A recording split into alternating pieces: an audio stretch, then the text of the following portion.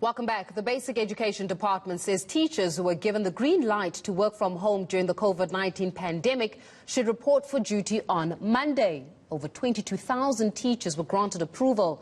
Now, the National Teachers Union is calling on the department to reconsider keeping substitute teachers until the end of the year. So for more on this, we're speaking to the union's president, Alan Thompson. Alan, thanks a lot for joining us this evening. You're imploring the department to keep substitute teachers on board till the end of the year. Why so? I mean, especially given the fact that 22,000 teachers may now actually return to work.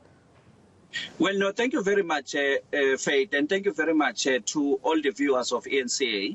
The important aspect is that we acknowledge that as the National Teachers Union, we entered into a contract with the Department of Basic Education that during Alert 2, 3, and 4, those teachers with comorbidities must work from home.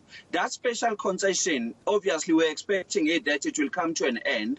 But our worry is that some of the teachers, these teachers, will find that the learners were without teachers at least for more than 3 months. Some of the substitute educators were employed a month ago, 2 months ago. Hence, we are making a call to the department that for the proper handover, we want the department to allow all the substitute educators who have been employed to replace those that were working from home with comorbidities to be allowed to continue until the end of the year. Another reason is that we are worried about classes that are being overcrowded. Remember, most of the schools in the public sector, you find that they are overcrowded. They've got 45, 50, 60, 80 learners in one class. Now, if we are to keep these substitute educators, which means we'll be able to reduce or to keep a very low class size. So if you want to retain a low class size, you need more teachers. And that is why then we are saying these substitute educators will be able to play a role to assist these teachers with comorbidities when they've subdivided the classes, that there will be no class that will be without a teacher. Yeah, but this is not an extra expense for the department. I mean, they will then in essence be paying for the substitute teacher who is at the school as well as the teacher. Let's say that the teacher now chooses to work from home as well as the teacher working from home. Or, in your opinion, paying for both the substitute teacher as well as the teacher now who's been instructed to come back to school. But that's an extra expense on the department's behalf. How do you justify that? Well, we are working under a disaster environment. We never planned for COVID-19.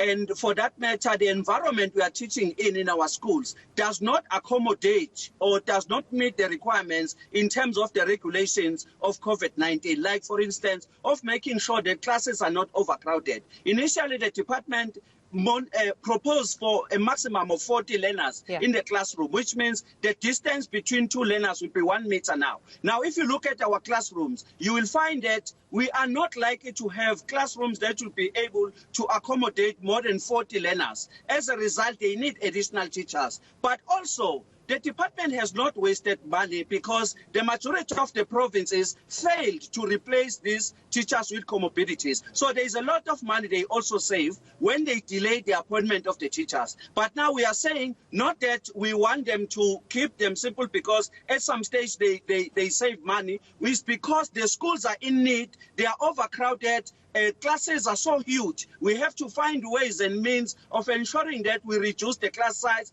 while the learners are not suffering. Another critical issue is that of a principle of rotation, of which some of the schools will continue using it, irrespective of being on alert level 1. So for them to be able to continue with that kind of an arrangement, they definitely need additional teachers. Hence our call for the retainment of these teachers so that we can ensure that up to the end of the year, there are no forms of disruptions that will happen. But also, in case there are cases of COVID-19, people have tested positive for COVID-19, there shouldn't be any disruption in the schooling system if we still have these substitute educators available to the school's disposal so that they can be able to utilize them.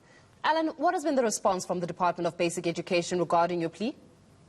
Well, we have seen a couple of provinces that have agreed to do that. We have seen the province of KwaZulu-Natal. They have issued already a circular to say those teachers who are substitute, they should remain at work so that there will be a proper handover between themselves and those that were working from home. But on top of that, they must be available to be utilized by the school should the school is really in need of them. So we are very happy about the response. It's not very, very radical, but is a response that is allowing all teachers who are in the working environment right now to continue working together without any difficulty. But I'm sure you can appreciate the fact that you can't do for one province without doing for the other province. So, I mean, you're naming a few provinces that have almost are more, should I say, susceptible to adopting the plea that you put forward. But what about the other provinces? Are they coming on board saying, listen, what you're proposing actually does make sense from a capacity point of view, from a point of view of keeping the classes at a limited grouping?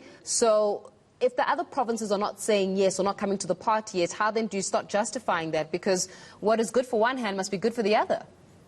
Well, we have been working very close with the Department of Basic Education at the national level. We've been having meetings with all provinces, the HODs and the MSAs. So we are of an opinion that if they were objecting to it, they should have already made the pronouncement, because we started making a call Thursday, Friday, with the hope that those who are having difficulty are going to engage us. But the indications are that there are no teachers that have received letters of cancellation of contracts or the termination of their contracts with the department. So that is why then we are saying up to this far, we believe that this proposal is being well received by all provinces, not until we get an objection from a specific province, of which we are prepared to engage that province to say, let us accommodate the situation and let us try to embrace and assist our learners to benefit from what we have already proposed, of which we think it is something that is going to assist the entire education system, not only the teachers.